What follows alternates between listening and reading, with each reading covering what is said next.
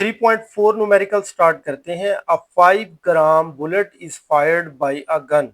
The bullet moves with a velocity of 300 metre per second. If the mass of the gun is 10 kilogram, find the recoil speed of the gun. जी बेटा, दो तरह के डेटे यहाँ पे दिए हुए हैं। एक तो बुलेट का डेटा दिया हुआ है और दूसरा गन का डेटा दिया हुआ है। बुलेट का डाटा तो कंप्लीट है, 5 ग्राम मास भी दे दिया है आपको और वेलोसिटी दे दी है 300 मीटर पर सेकंड। लेकिन गन का जो सिर्फ मास दिया हुआ है उसकी वेलोसिटी नहीं दी हुई। तो यही तो आपने फाइंड करनी है, recoil speed of the gun. ठीक है जी, चलते हैं अपने सोल्यूशन की तरफ। तो सबसे पहले बेटा रिकॉइल का समझ ले। रिकॉइल किसको कहते हैं, बहुत ही आसान है। तो जिस मोमेंटम के साथ बेटा गोली ने आगे की तरफ जाना है, इसी तरह से उसी मोमेंटम के साथ गन ने भी पीछे आना होता है। तो ये जो गन जिस मोमेंटम के साथ पीछे आती है इसको क्या कहते हैं, रिकॉइल। ठीक है, इसको रिकॉइल कहते हैं और ये पीछे की तरफ ऑपोजिट टू द बुलेट। जी बेटा, सबसे पहले आ जाए गिवन डाटा की तरफ। मास ऑफ द बुलेट दिया हुआ है लेकिन वो एसआई यूनिट में नहीं था, 5 ग्राम दिया हुआ था। तो इसको किलोग्राम में कन्वर्ट करना है तो बहुत आसान है। आपने क्या करना है, 1000 से मल्टीप्लाई भी कर देना है और 1000 से डिवाइड भी कर देना है। तो आप देख रहे होंगे 1000 मल्टीप्लाई वाला आपको नजर नहीं आ रहा, तो वो ये के उसी को बनाया है। ठीक है, 1000 के का मतलब क्या होता है, 1000 ये एक प्रीफिक्स है किलो। ठीक है ना, इसका मतलब 1000 है बस। तो ये ऊपर मल्टीप्लाई जो हो रहा था उसका के बना दिया और नीचे 1000 जो लिखा गया है उसको डिवाइड कर दिया जाएगा।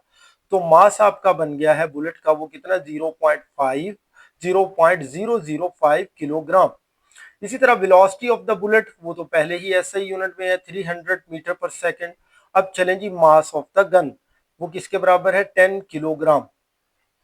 जी बेटा, गिवन डाटा लाजमी लिखा करें, इसका एक नंबर होता है। टू फाइंड, अब हमने फाइंड क्या करना है, recoil speed of the gun, मतलब जो गन की स्पीड है पीछे को आने की वो हमने फाइंड करनी है। तो सोल्यूशन की तरफ चलते हैं बेटा। आपने ये याद रखना है, according to the principle of conservation of momentum. ये याद रखिएगा कि law of conservation of momentum क्या कहता है। वो ये कहता है कि कोई भी एक्टिविटी आप करते हैं तो उस एक्टिविटी से पहले जो टोटल मोमेंटम होता है और जो बाद में टोटल मोमेंटम होता है वो बराबर होते हैं, हमेशा बराबर होते हैं। ठीक है, ये जो कहता है law of conservation of momentum. मतलब गोली चलाने से पहले टोटल मोमेंटम क्या था, जीरो। इसी तरह से वो कह रहा है कि गोली चलाने के बाद भी जो टोटल मोमेंटम होगा वो जीरो होगा, क्योंकि जितना मोमेंटम आप गोली का लेंगे आगे की तरफ उतना ही मोमेंटम आपको लेना पड़ेगा गन का पीछे की तरफ। इट मीन एक को आप पॉजिटिव लेंगे, जिस तरह गन का हमने यहाँ पे पॉजिटिव ले लिया, तो गोली का आपको नेगेटिव लेना पड़ेगा। अब नेगेटिव वाला भी अगर इधर आ जाए तो क्या बन जाएगा, P1 plus P2 is equal to zero. ये कौन सा मोमेंटम है, आफ्टर फायर, फायर करने के बाद जो मोमेंटम है, तो ये वो वाला मोमेंटम है। तो आप देख सकते हैं ये भी जीरो हो रहा है। ठीक है ना, तो अब इसी को हम इस्तेमाल करेंगे। तो momentum of the bullet and the gun after firing किसके बराबर होगा, momentum of the bullet and the gun before firing. ठीक है जी, तो अब हम चलते हैं सॉल्यूशन की तरफ। जी तो बेटा यही कुलिया हमने जो यहाँ पे बनाया है अभी देख के, तो ये वाला कुलिया यहाँ पे आपने लिख दिया है। मोमेंटम का फार्मूला आपको याद होना चाहिए, मोमेंटम बराबर होता है मास मल्टीप्लाइड बाई वेलोसिटी।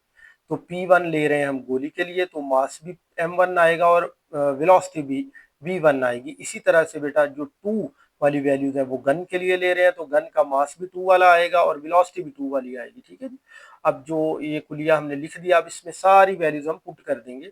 मास की वैल्यू है आपके पास बुलेट की, और इसी तरह से बुलेट की वेलोसिटी भी है आपके पास, वो पुट कर दी। इसी तरह से आपके पास जो गन का मास था वो भी है, लेकिन V2 जो गन की वेलोसिटी है वो हमने फाइंड करनी है। तो 300 और 0.005 को मल्टीप्लाई किया तो आंसर आया 1.5 और 10 वैसे ही रहा। ठीक है, 1.5 को जब दूसरी साइड पे लेके जाएंगे तो वो नेगेटिव हो जाएगा।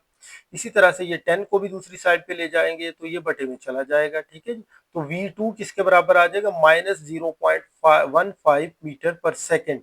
ये माइनस क्यों आया है बेटा, ये यहाँ पे हम पहले भी डिस्कस कर चुके हैं, फिर से बता देता हूँ बेटा। फिजिक्स में माइनस हमेशा ऑपोजिशन को शो करता है। जब जो दो चीजें एक दूसरे के ऑपोजिट मूव करती हैं या ऑपोजिट वर्क करती हैं तो हम माइनस लगाते हैं और माइनस से इसको रिप्रेजेंट करते हैं। इसी तरह से यहाँ पर जो वेलोसिटीज हैं अगर आपने गन की वेलोसिटी को पॉजिटिव लिया है तो आप गोली की माइनस आएगी, अगर आपने माइनस इसको पॉजिटिव ले लिया है तो गन की नेगेटिव आ जाएगी, ठीक है ना। तो इस तरह से है। तो ये आपके पास जो फाइनल गन की वेलोसिटी है वो क्या आ गई है, नेगेटिव आ गई है। इट मींस आपने जो दूसरी वेलोसिटी है समझ रहे हैं उसको पॉजिटिव लिया था, ये मतलब नेगेटिव साइन आपको ऑपोजिट डायरेक्शन शो करता है कि action and reaction are equal in magnitude but opposite in direction. ये नेगेटिव साइन सिर्फ ऑपोजिट डायरेक्शन को रिप्रेजेंट करता है और इसका कोई मकसद नहीं है। चलते हैं बेटा अगले न्यूमेरिकल की तरफ।